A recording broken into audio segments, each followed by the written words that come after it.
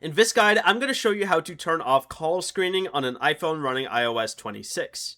This is Miguel from Just Boz, and before we get into this guide, make sure to like the video and subscribe to the channel with all notifications on for more content like this. It really does help out the channel and we'd greatly appreciate it. If you have any questions, just ask them down in the comment section below. I'm going to be doing my best to reply to every single comment down there.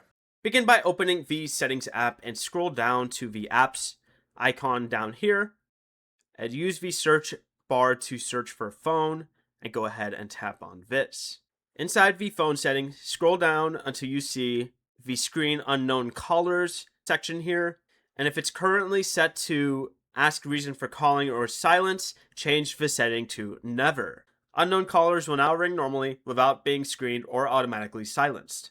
Before you leave, remember to like the video and subscribe to the channel with all notifications on for more content like this. It really does help out the channel and we'd greatly appreciate it. And if you did have any questions, just ask them down in the comment section below. I'm going to be doing my best to reply to every single comment down there. Peace.